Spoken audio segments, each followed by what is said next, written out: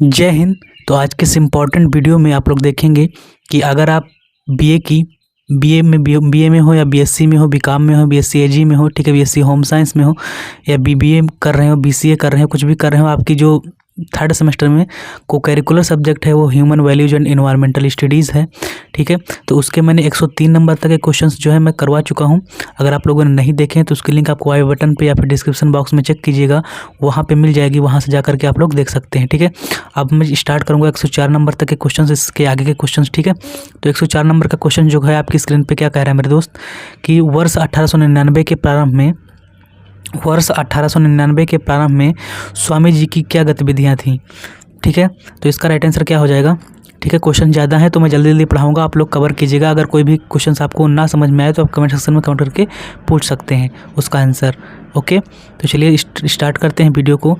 तो इसका जो राइट आंसर हो जाएगा कि वर्ष 1899 के प्रारंभ में स्वामी जी की क्या गतिविधियाँ थी। तो गतिविधियाँ वे थीं कि वे शारीरिक दृष्टि से अस्वस्थ थे, ओके, वे शारीरिक दृष्टि से अस्वस्थ थे और बैद्यनाथ देवघर में स्वास्थ्य लाभ के साथ साथ सामाजिक जागरण के लिए चिंतन करते थे। वे शारीरिक दृष्टि से अस्वस्थ थे और बैद्यनाथ देवघर में स्वास्थ्य लाभ के साथ साथ सामाजिक जागरण के लिए चिंतन करते थे।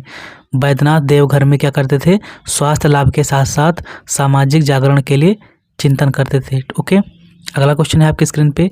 नेक्स्ट क्वेश्चन क्या कह रहा है कि नरेंद्र को लेकर श्री राम कृष्ण के बीच शिष्य गुरु संबंध दूसरे अन्य शिष्यों से अलग थे। मतलब जो अन्य शिष्य थे उनसे उनका संबंध उनसे अलग था। किस प्रकार अलग था? रामकृष्ण का कहना था कि नरेंद्र प्रारंभ से ही रामकृष्ण चाहते थे कि उनके अन्य शिष्य सभी प्रकार से कुछ नियमों का पालन करें। रामकृष्ण चाहते थे कि उनके अन्य शिष्य सभी प्रकार से कुछ नियमों का पालन करें, ठीक है। राइट आंसर क्या हो जाएगा? B, okay. सी ना होकर के बी होगा। अगला क्वेश्चन है आपकी स्क्रीन पे। भारतीय शिक्षाविद के रूप में किसने 1893 के शिकागो धर्म सम्मेलन को संबोधित किया था? आपको पता होगा किसने किया था, संबोधित किया था। तो स्वामी विवेकानंद जी ने किया था। Option number D.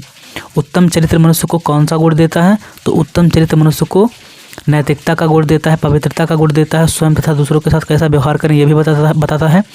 तो तीनों होते हैं, इसका मतलब क्या हो जाएगा? उपयुक्त सभी। Option number D is the right answer of this question, okay. Next question is 108। Swami ji के संबंध में वाराणसी में निम्न उक्ति किसने कही थी? इसके कंठ पर सरस्वती विराजमान है, ठीक है। इसके हृदय में ज्ञान लोक प्रदीप्त हुआ है, किसने कहा था? तो कहा था स्वामी भास्करानंद जी ने। स्वामी भास्करानंद जी ने कहा था। Option number C, okay. अगला क्वेश्चन है आपकी स्क्रीन पे कि कौन नव वेदांत दर्शन से संबंधित है? नव वेदांत दर्शन से कौन संबंधित है? तो नव वेदांत दर्शन से संबंधित कौन है? स्वामी विवेकानंद जी। अगला क्वेश्चन है आपकी स्क्रीन पे कि गांधी जी के अनुसार सामाजिक पापों यानी कि सिंस की संख्या कितनी थी? सिंस का मतलब पाप होता है, ठीक है। तो सिंस सामाजिक पापों की संख्या कितनी थी आपको यहाँ पे बताना है। तो गांधी जी के अनुसार सामाजिक पापों की संख्या कितनी थी? 7 थी। ऑप्शन नंबर सी इसका राइट आंसर हो जाएगा। अगला क्वेश्चन है फ्रेंड्स आपकी स्क्रीन पे 111 नंबर का क्वेश्चन क्या कह रहा है कि गांधी जी के अनुसार पाप हैं काम के बिना धन, मानवता के बिना विज्ञान, अंतरात्मा के बिना सुख या उपयुक्त सभी। हालांकि उपयुक्त सभी दिया गया है तो ऑप्शन नंबर यही सही हो जाएगा, ठीक है। लेकिन इनके जो पाप हैं वो कौन कौन से हैं? 7 पाप बताए गए हैं, ठीक है। काम के बिना धन, मानवता के बिना विज्ञान, अंतरात्मा के बिना सुख, सिद्धांत के बिना राजनीति, चरित्र के बिना ज्ञान, ठीक है, और त्याग के बिना पूजा। और एक और है, अभी आगे आपको मिलेगा, ठीक है। फिर देखते हैं कि सिद्धांत के बिना राजनीति किसके अनुसार पापों की श्रेणी में है? सिद्धांत के बिना राजनीति किसके अनुसार पापों की श्रेणी में है? तो गांधी जी के अनुसार पापों की श्रेणी में आता है, ठीक है। गांधी जी ने बताया था कि ये पाप की श्रेणी में आता है। चरित्र के बिना ज्ञान तथा त्याग के बिना पूजा गांधी जी के अनुसार है क्या है? पाप है, पुण्य है, धर्म है, या इनमें से कोई नहीं। तो ये पाप की श्रेणी में आते हैं, तो ये पाप हैं, ठीक है। ऑप्शन नंबर ए राइट आंसर हो जाएगा। अगला क्वेश्चन है आपकी स्क्रीन पे।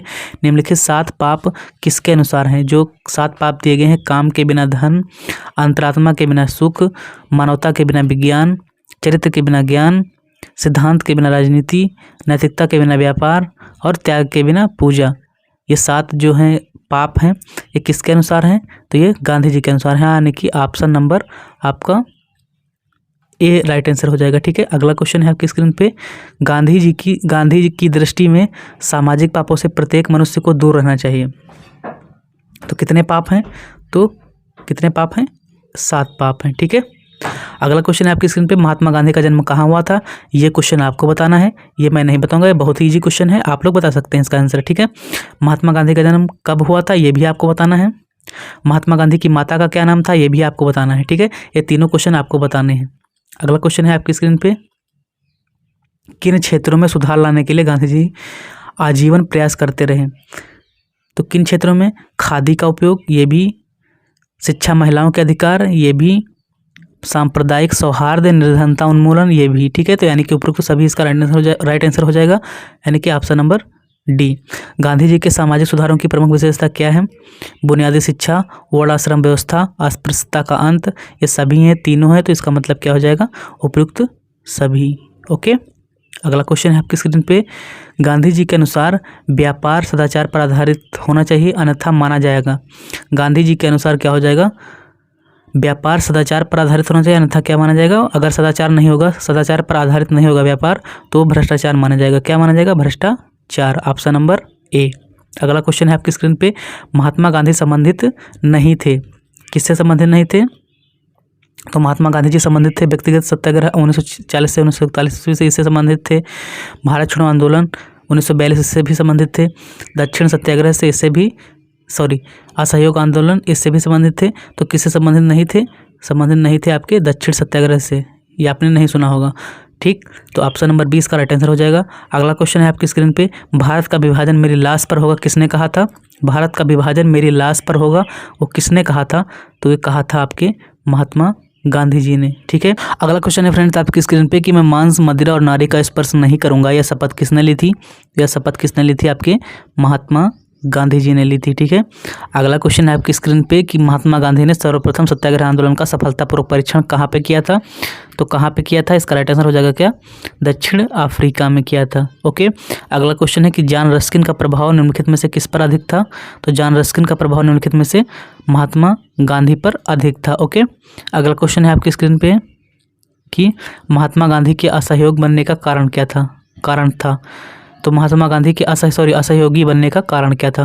तो जलियांवाला बाग हत्याकांड इसका प्रमुख कारण था। ठीक है, जलियांवाला बाग हत्याकांड कब हुआ था आपको कमेंट सेक्शन में कमेंट करके बताना है, बिना देखे बताना है, अगर पता होगा तभी बताना है, नहीं पता होगा तो कोई बात नहीं है। ठीक है, क्योंकि मुझको आपका नॉलेज चेक करना है कि आपको आता है या नहीं आता है। ठीक है, कि मतलब आपको पता है कि नहीं पता है, ये चीज़ है, नॉलेज नहीं चेक करना मुझको, नॉलेज जितना होगा उतना ही अधिक अच्छा माना जाएगा। ठीक है, तो महात्मा गांधी के असहयोगी बनने का कारण क्या था? जलियांवाला बाग हत्याकांड, यानी कि ऑप्शन नंबर ए इसका राइट आंसर हो जाएगा। अगला क्वेश्चन है कि सत्य के साथ मेरे प्रयोग नामक पुस्तक किसने लिखी? तो सत्य के साथ मेरे प्रयोग जो पुस्तक है वो किसकी है?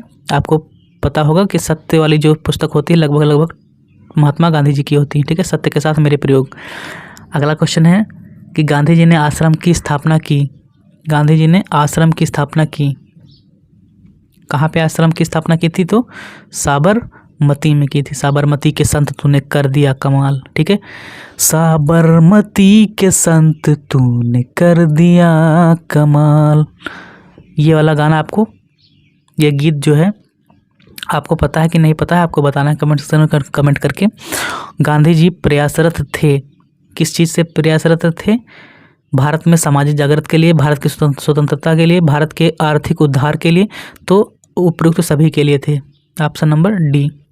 निम्नलिखित में से कौन सा गांधी जी के दर्शन का सिद्धांत नहीं? जितने भी क्वेश्चंस करा रहा हूँ सारे के सारे मोस्ट इंपॉर्टेंट क्वेश्चंस हैं और लगभग आपको आते भी होंगे क्वेश्चंस। ठीक है, कुछ क्वेश्चंस होंगे जो नहीं आते हैं उनको मैं बता रहा हूँ, और जिनको जो आते हैं लगभग बहुत ईजी हैं उनको मैं नहीं बताऊँगा। ठीक है, मतलब उनको मैं आपके लिए छोड़ दूंगा, आप कमेंट सेक्शन में कमेंट करके मुझको बताएंगे कि आपको पता है कि नहीं पता है। ठीक है, निम्नलिखित में से कौन सा गांधी जी के दर्शन का सिद्धांत नहीं है? सत्य, नैतिकता, अहिंसा ये सिद्धांत हैं, बट तटस्थता जो है वो इनका सिद्धांत नहीं है, दर्शन का सिद्धांत। ठीक है, अगला क्वेश्चन है आपकी स्क्रीन पे, बाइबिल के पर्वत प्रवचन का सर्वाधिक प्रभाव निम्नलिखित में से किस पर पड़ा? तो किस पर पड़ा? बाइबिल के पर्वत प्रवचन का सर्वाधिक प्रभाव निम्नलिखित में से किस पर पड़ा? तो महात्मा गांधी जी पर पड़ा। ऑप्शन नंबर डी इसका राइट आंसर हो जाएगा। कौन सा सत्याग्रह का साधन नहीं है? तो स्वैच्छिक प्रवचन जो है वो साधन नहीं है किसका? सत्याग्रह का। ओके, APJ अब्दुल, अब बात आ रही है आप यहाँ पे महात्मा गांधी। देखिए, सबसे पहले आपने पढ़ा किसके बारे में? स्वामी विवेकानंद के बारे में पढ़ा। फिर आप पढ़ रहे हो किसके बारे में? यहाँ पे महात्मा गांधी के बारे में। जितने भी महापुरुष हुए हैं उनके बारे में आपको यहाँ पे पढ़ना है। मानव मूल्य, जितने भी अच्छे अच्छे मूल्य हैं, मानव मूल्य हैं, उनके बारे में आपको यहाँ पे पढ़ना है। ठीक है, तो आपने पढ़ा स्वामी विवेकानंद के बारे में। फिर आप पढ़े जो है यहाँ पे गांधी जी के बारे में। आप पढ़ेंगे आप APJ अब्दुल कलाम के बारे में। ओके, तो यहाँ पे APJ अब्दुल कलाम का जन्म किस स्थान पर हुआ था, ये आपको बताना है कि APJ अब्दुल कलाम का जन्म कहाँ पे हुआ था। तो रामेश्वरम में। बहुत लोगों को नहीं पता होगा, तो मैं आपको बता देता हूँ। ठीक है, APJ अब्दुल कलाम का जन्म निम्न राज्य में हुआ था। कहाँ पे हुआ था, किस राज्य में हुआ था? तमिलनाडु में हुआ था। Option number A. APJ Abdul Kalam का जन्म कब हुआ था? तो कब हुआ था? 15 अक्टूबर 1931 ईस्वी को हुआ था। ऑप्शन कोई दिख रहा है 15 अक्टूबर 1931? जी हाँ, ऑप्शन नंबर सी इसका राइट आंसर होगा। ठीक है, अगला क्वेश्चन है कि जैनुल आबदीन से कलाम का क्या संबंध है? तो जैनुल आबदीन इनके पिताजी थे। ठीक है, किसके? APJ अब्दुल कलाम के पिता। और APJ अब्दुल कलाम, APJ अब्दुल कलाम, अब्दुल कलाम का पूरा नाम आपको मुझको कमेंट सेक्शन को कमेंट करके जरूर बताना है। ओके, अगला क्वेश्चन है फ्रेंड्स आपकी स्क्रीन पे कि 138 नंबर का, कि अब्दुल कलाम अपने जीवन की विभिन्न उपलब्धियों का श्रेय किसे देते हैं? अपने अध्यापकों को, प्रधानाचार्य को, माता पिता को, या उपयुक्त सभी को? तो ये देते हैं अपना जो श्रेय है वो किसको देते हैं? उपलब्धियों का श्रेय किसे देते हैं? तो जितने भी अध्यापक हैं उनको देते हैं, प्रधानाचार्य को देते हैं, या अपने माता पिता सभी को देते हैं। ठीक है, तो उपयुक्त सभी इसका राइट आंसर हो जाएगा। अगला क्वेश्चन है कि किसे जनता का राष्ट्रपति कहकर संबोधित किया जाने लगा? जनता का राष्ट्रपति कहकर किसे संबोधित किया जाने लगा? तो वो हैं आपके APJ अब्दुल कलाम जी। ठीक है, अगला क्वेश्चन है आपकी स्क्रीन पे। नेक्स्ट क्वेश्चन क्या कह रहा है कि अब्दुल कलाम ने कहाँ जाकर स्कूली बच्चों से भेंट व वार्तालाप किया? तो कहाँ जाकर किया? कर्नाटक, उत्तर प्रदेश, जम्मू कश्मीर, अरुणाचल प्रदेश, नागालैंड, मध्य प्रदेश, गुजरात, तमिलनाडु, या इन सभी जगह? तो यहाँ पे सभी जगह गए थे। ठीक है, अगला क्वेश्चन है फ्रेंड्स आपकी स्क्रीन पे कि APJ अब्दुल कलाम को सर्वप्रथम पद्म भूषण से कब नवाजा गया? 1980 में, 1981 में, 1982 में, या 1983 में? तो ऑप्शन इसका राइट आंसर जो हो जाएगा 1981 में। 1981 में इनको पद्म भूषण से नवाजा गया था। ओके, अगला क्वेश्चन है कि द विंग्स ऑफ फायर निम्न में से किसकी कृति है? तो द विंग्स ऑफ फायर जो है वो किसकी कृति है? APJ अब्दुल कलाम जी की कृति है। अगला क्वेश्चन है कि पढ़ाई के प्रति मेरे रुझान को देखते हुए मेरी माँ ने मेरे लिए छोटा सा लैंप खरीदा था, जिससे मैं रात को 11 बजे तक पढ़ सकता था। माँ ने अगर साथ ना दिया होता तो मैं यहाँ तक ना पहुँचता। यह कथन किसका है? तो यह कथन किसका है मेरे दोस्त? तो यह कथन किसका है मेरे दोस्त? यह कथन आपका APJ अब्दुल कलाम जी का है। ओके, अगला क्वेश्चन है आपकी स्क्रीन पे कि अब्दुल कलाम ने अपने पिता से क्या सीखा था? तो अनुशासन सीखा, ईमानदारी सीखा, उदार स्वभाव सीखा, सभी कुछ सीखा। तो ऑप्शन नंबर डी। ओके, किसका मानना था कि शिक्षक एक मोमबत्ती बनकर विद्यार्थियों के मस्तिष्क रूपी दूसरी मोमबत्ती की ज्योति प्रज्वलित कर सकते हैं? तो ये आपका APJ अब्दुल कलाम का मानना था। अगला क्वेश्चन है आपकी स्क्रीन पे, पूर्व राष्ट्रपति APJ अब्दुल कलाम ने किस शिक्षा के महत्व को रेखांकित किया था? तो वो उन्होंने किया था मूल्य आधारित शिक्षा को। किस शिक्षा को? मूल्य आधारित शिक्षा को। ठीक है, ऑप्शन नंबर ए। भ्रष्टाचार का किस पर विपरीत प्रभाव पड़ता है?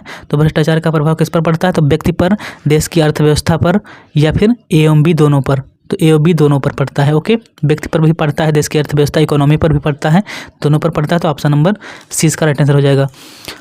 और फिर इसके बाद अगला क्वेश्चन है आपका कि भारत सरकार ने भ्रष्टाचार उन्मूलन के लिए कौन सा कानून बनाया था? सिटीजन चार्टर, सूचना का अधिकार अधिनियम 2005, कमीशन ऑफ इंक्वायरी एक्ट, या फिर जो है भ्रष्टाचार विरोधी अधिनियम 1988, या उपयुक्त सभी? तो हालांकि उपयुक्त सभी है, तो उपयुक्त सभी आपका राइट आंसर हो जाएगा। यहाँ पे बड़ी बड़ी परियोजनाएं किसके कारण विफल होने को बाध्य हैं? बीमारी, भ्रष्टाचार। जो बड़ी बड़ी परियोजनाएं बनती हैं, बड़ी बड़ी परियोजनाएं होती हैं, ठीक है, वो किसके कारण विफल हो जाती हैं? किसके कारण विफल हो जाती हैं? तो भ्रष्टाचार के कारण। ठीक है, जो भ्रष्टाचार फैलता है उसके कारण क्या होती हैं? विफल हो जाती हैं जो परियोजनाएं होती हैं। ठीक है, अब 150 क्वेश्चन कंप्लीट हुई। यहाँ पर आप लोग जो है बड़े जोर तोड़ के साथ आप लोग चैनल को सब्सक्राइब कीजिएगा अगर नए लोग देख रहे हैं चैनल को, और वीडियो को ज़्यादा से ज़्यादा लोगों तक शेयर कर दीजिएगा जिससे कि वो भी वीडियो को लाभ उठा सकें। और चैनल को अभी तक सब्सक्राइब नहीं किया है तो सब्सक्राइब कर लीजिएगा, और यहाँ पे आपको लाइक करते रहना है फटाफट, ठीक है। भारत में अगला क्वेश्चन है कि भारत में भ्रष्टाचार कहाँ कहाँ देखने को मिलता है। भारत में भ्रष्टाचार कहाँ कहाँ देखने को मिलता है। तो भारत में भ्रष्टाचार जो होता है वो पुलिस, मीडिया में, नौकरशाही में, राजनीति में, उपरोक्त सभी में देखने को मिलता है। तो सभी में ऑप्शन नंबर डी इसका राइट आंसर हो जाएगा। भारत में सबसे सामान्य भ्रष्टाचार का स्वरूप कौन सा है। भारत में सबसे सामान्य भ्रष्टाचार का स्वरूप कौन सा है। भाई भतीजावाद, कमीशनखोरी, रिश्वत या फिर उपरोक्त सभी। तो सबसे सामान्य भ्रष्टाचार कौन सा होता है, सभी होते हैं, ठीक है। रिश्वत का भारत में सबसे सामान्य भ्रष्टाचार जो है वो सभी उपरोक्त सभी आपके ऑप्शन में, तो उपरोक्त सभी इसका राइट आंसर हो जाएगा। अगला क्वेश्चन है आपकी स्क्रीन पे, किसी निर्णय को जब कोई शासकीय अधिकारी, ठीक है, कोई निर्णय है उसको जब कोई शासकीय मतलब जो शासन का अधिकारी होता है, शासकीय अधिकारी जब धन पर अथवा धन पर या फिर कोई अन्य किसी लालच के कारण करता है, तो आपको पता होगा कि अगर धन लेता है या फिर किसी दूसरा लालच पे करता है काम, तो वह क्या कहलाता है, वो कहलाता है आपका भ्रष्टाचार। ओके, भ्रष्टाचार ऑप्शन नंबर सी इसका राइट आंसर हो जाएगा। अगला क्वेश्चन है कि रिश्वत का तात्पर्य है वस्तुओं के लेन देन से या फिर सामग्री के लेन देन से, नकदी लेन देन से या फिर सभी लेन देन से। चाहे जो भी लेन देन हो, वस्तु का लेन देन करें आप, सामग्री का लेन देन करें आप, नकदी लेन देन करें, कोई भी लेन देन करें आप, तो यहाँ पे क्या हो जाएगा, मतलब रिश्वत ही कहा जाएगा उसको। तो उपरोक्त सभी लेन देन से ऑप्शन नंबर डी इसका राइट आंसर हो जाएगा, ठीक है। अगला क्वेश्चन है कि आपकी स्क्रीन पे भारत रिश्वत अधिनियम का उल्लंघन करने पर क्या दंड का प्रावधान है। कहने का मतलब ये है कि भारत रिश्वत अधिनियम का उल्लंघन करने पर दंड क्या मिलता है। सार्वजनिक अनुबंधों पर रोक, असीमित जुर्माना, 10 साल की कैद, उपरोक्त सभी चीज़ें होती हैं, ठीक है। अगला क्वेश्चन है आपकी स्क्रीन पे, भारत में रिश्वत अधिनियम कब पारित किया गया। भारत में रिश्वत अधिनियम कब पारित किया गया, तो 8 अप्रैल 2010 ईस्वी को पारित किया गया था, ठीक है। पेशे में कौन वास्तव में एक प्राथमिक गुण है, सभी गुणों का दिल है, सभी कर्तव्यों का केंद्रीय कार्य है, तो वो कौन सा है। सभी गुणों का दिल, सभी कर्तव्यों का केंद्रीय कार्य और एक प्राथमिक गुण है, वो है मेरे दोस्त कौन सा, ईमानदारी। ओके, ईमानदारी। Honesty is the best policy. ईमानदारी एक क्या है, ईमानदारी एक अच्छी नीति है।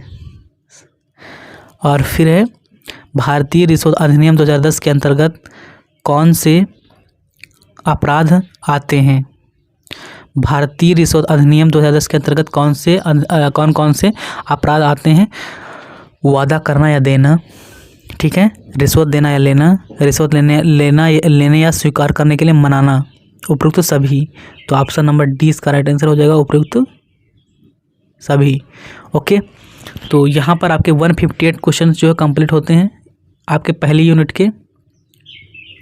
बाकी की देखिए 104 नंबर से 158 तक आज के वीडियो में हुए हैं।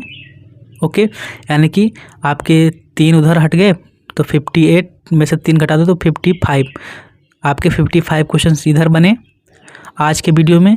ओके, और बाकी के जितने भी वीडियोज अगर आप लोग देखे होंगे तो आपके क्वेश्चंस लगभग कितने तैयार हो गए, 158 क्वेश्चंस आपके तैयार हो गए हैं। तो इसमें से आपको जरूर देखने को मिलेंगे क्वेश्चंस कुछ बहुत। मैं सारे जो है जितने भी क्वेश्चंस हैं सारे के सारे, मैं जितने भी लगभग 900-1000 क्वेश्चन हैं लगभग, ठीक है, 800-900 क्वेश्चन हैं, मैं सारे के सारे कराने की कोशिश करूँगा एग्जाम से पहले। अगर नहीं भी हो पाते हैं तो आप लोग जो है क्या करिएगा, PDF अगर आप चाहते हैं तो PDF बाई कर सकते हैं। PDF का प्राइस बहुत ही जो है लो प्राइस का है, आप PDF चाहें तो खरीद सकते हैं, ठीक है। तो आज के वीडियो में इतना ही, मिलते हैं नेक्स्ट वीडियो में, तब तक के लिए जय हिंद, जय Bharat, take care, bye bye, love you.